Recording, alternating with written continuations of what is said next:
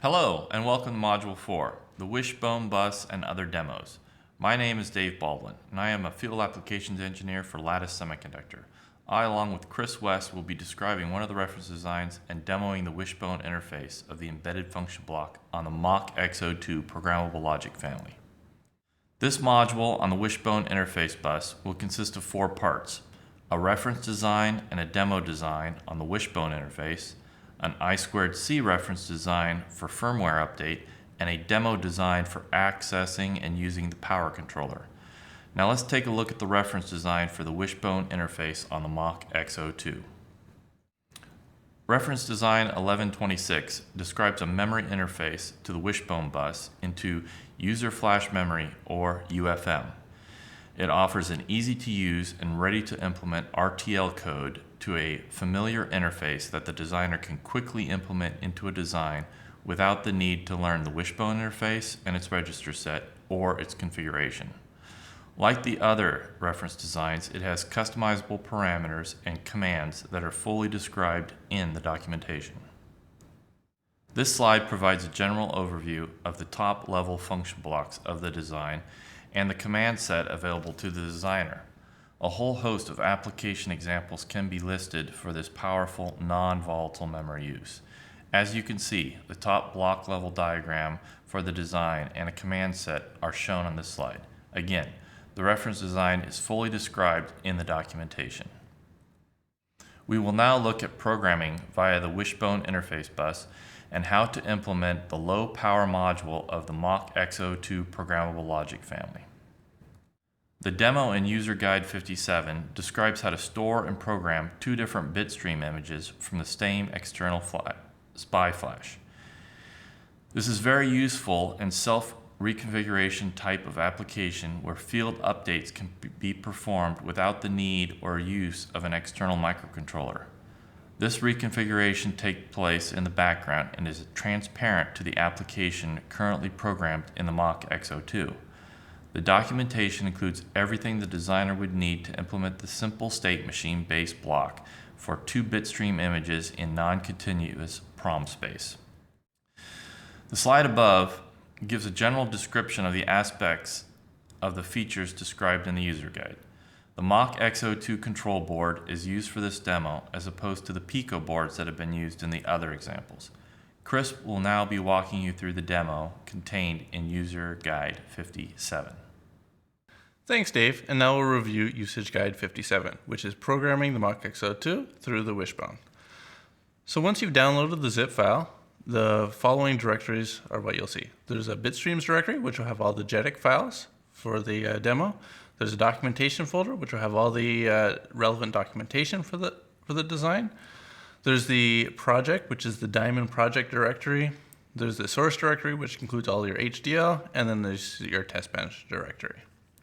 Let's start off by programming the MachXO2. So first thing we'll do, come over here.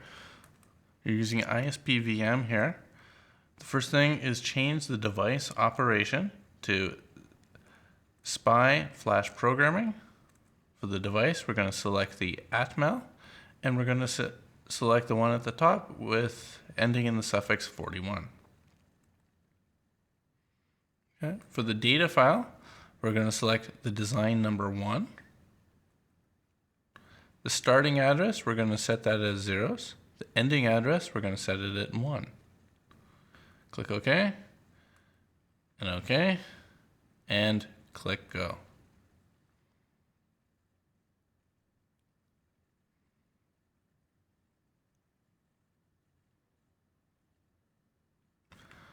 All right, so we successfully programmed the first image into flash sector 0. Now let's go ahead and program the second image into the flash. So come back in here again. We're going to change the starting address up to 1, ending address up to 2. For the data file, select design number 2, click OK, and OK, and click Go.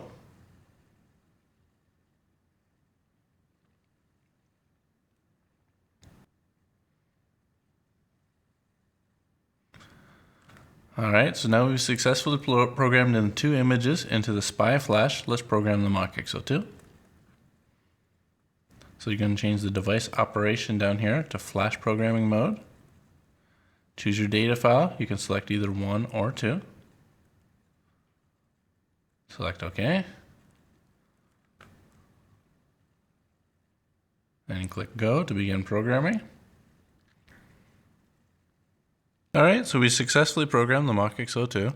What you can see over here is the LEDs flashing with the 1 pattern. So dip switch number 4 here, you can toggle this either to image 1 or image 2. And then what you would want to do is hit the switch S1, and this will load in the new pattern from the spine flash via the Wishbone into the MachXO2. So I just pushed it, it's reprogramming, and you can see the new pattern that's being loaded. And again, toggle the switch, push the button, and we can see the new pattern. All right, so that's it for usage guide 57, and back to you, Dave. Thank you, Chris. The next demo will be on the reference design 1129. It uses the MachXO2 Pico board with the ECP3 Versa board. This demo will show the user how to program their MachXO2 from an I2C master in an embedded type application. The ECP3 Versa board is being used with the I2C master in this application. As with the other reference design, it contains well-documented code in both C and RTL that the user can customize for their own application. This slide shows a typical hardware setup with the ECP3 Versa board connected to the MachXO2 Pico board, a screenshot from the hyper-terminal window, and a few key points outlined in the reference design. Chris will now be taking you through the demo. Thanks, Dave. And now we'll go over RD1129, which is programming the MachXO2 using I2C embedded. All right, so once you download the zip file from the website, you can see the following directories. There's going to be a bitstream directory, which includes all of the relevant bitstreams for your designs. That'll be the ECP3 and the MachXO2. There's a documentation folder, which shows all the relevant documentation. There's a hardware, which includes both the MachXO2 Diamond project and the ECP3 Diamond project. The software and workspace are used by MachXO2. So let's get started, and we'll program the ECP3 board using Diamond Programmer. So first thing we'll do is under the bitstreams folder, we're going to select the ECP3 bits stream and click program.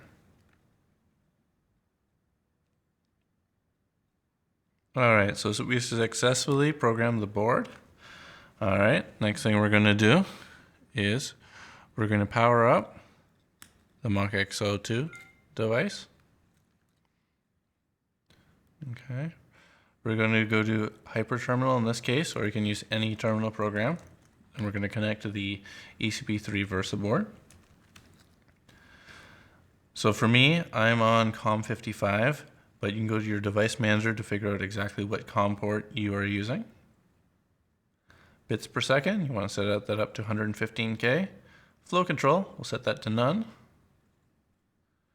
And we'll push the switch over here. And this will load up the menu, which is running on the ECP3 board. First thing I like to do is just push the LED test. This will ensure that everything is running on the ECP3 board. As you can see, the LEDs are toggling.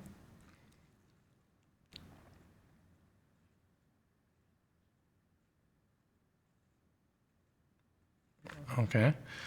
Next thing that we'll do is we can select which pattern that we want to use. You push 1 if you want to select the number design, which will display numbers on the MachXO2 LCD, or 2 if you want to select word design, which displays words on the MachXO2 LCD. Okay, so in this case, let's select number. So I selected pattern 1 on there. And as a first test, let's do this. Let's read the XO2 registers. So you can see here, as I just read back the device ID of the MachXO2, there's a user code, trace ID, and there's a status register on there. Okay. And you can see on the board, right now it's just running the previous demo, but what we'll do is we'll program it. So push P. We're going in transparent mode, and we are programming the MachXO2 via I2C.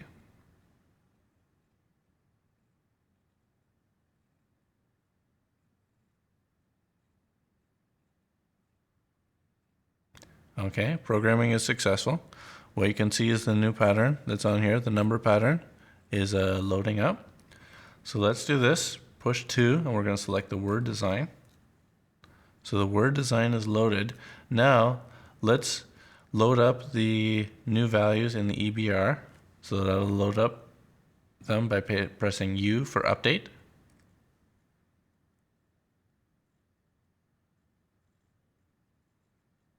Okay, so what you can see now is I updated just the UFM contents, so now we're seeing the letters or words on the LCD. Okay, other commands that you have in there, we also have a V if you wanted to do a verify operation. This will do program and verify. You'll have the R for the read or update the XO2 registers. E for the exchange data in the UFM. This will write data in the UFM starting at address 256. And as mentioned, 1 and 2 will do the number of word designs. T, it'll actually do a temperature test. So it'll go ahead and it'll read the temperature back from the I2C temperature sensor. Okay.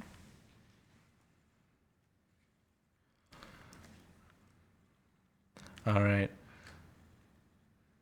And after a couple of iterations of reading the temperature, you'll come back to the main menu. Okay, so that's it for RD1129, and I'll send it back to you, Dave. Thank you, Chris. User's Guide 58 uses a demo that reads voltage from a sigma delta gate-based ADC and displays it on an LCD. The key aspect of this design is that it will allow the designer to implement the low power controller of the MachXO2, and this logic only takes 2 LUTs to implement. The entire design can be performed on the MachXO2 Pico board. The user guide describes 3 different examples, one that is standalone, one that is controlled through the serial bus with another Pico board acting as the master, or a third-party serial bus controller can be used for this function. Again, the designs used in this demo are fully described in the documentation. Chris will now be demoing an example from the user guide. Thanks, Dave. And now we'll go over Usage Guide 58, the low power demo for the MachXO2. So once you've downloaded the zip file from the website, and open it up, you'll find 3 folders. The Documents folder, which will contain all the relevant documentation for the design. There's a Master folder. This will include the master demo for the SPI and I2C. And then there's a power controller.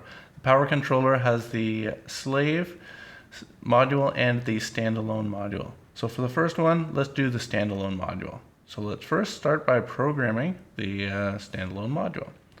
So what we'll do, come over here, power up our board. For the file name, let's go and make sure you're in the user folder. I'm going to select the JEDEC file from there, and we're going to program. All right, so now we've programmed the standalone version of the low power demo. What you're going to see is 2 milliamps displayed on the LCD. Push the button here for S1. We'll see this jumps up to 15 milliamps. So this here, we turn on the oscillator and some other components, and we show the higher power on the LCD. Let it go, and we're back down to the low power mode again. All right, so next, let's do the 2 board solution. So we'll have a master board waking up the slave board.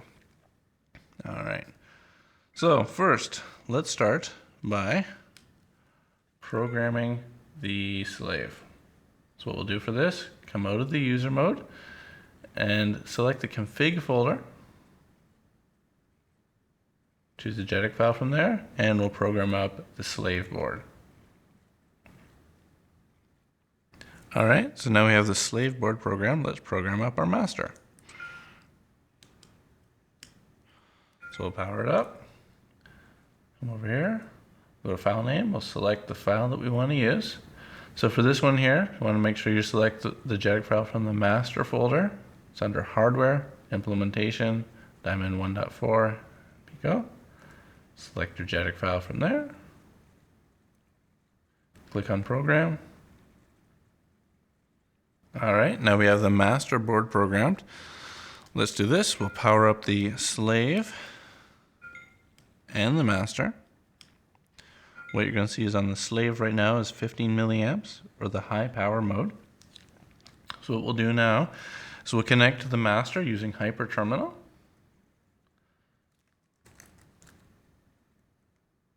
All right, for the COM port, for my master right now it's on COM 55, but if you're not sure, you can go to the device settings in your control panel and figure out which setting that you have. Bits per second, let's change it up to 115K. Flow control, switch that over to none. So now we have the boards connected over here. We're going to push the M or the S1 and it'll pop up the menu. And you have your option to go into low power modes using I2C or SPI. So right now we have 15 milliamps on the LCD, push 0 for the low power mode, and you can see the LCD drops down to 2 milliamps.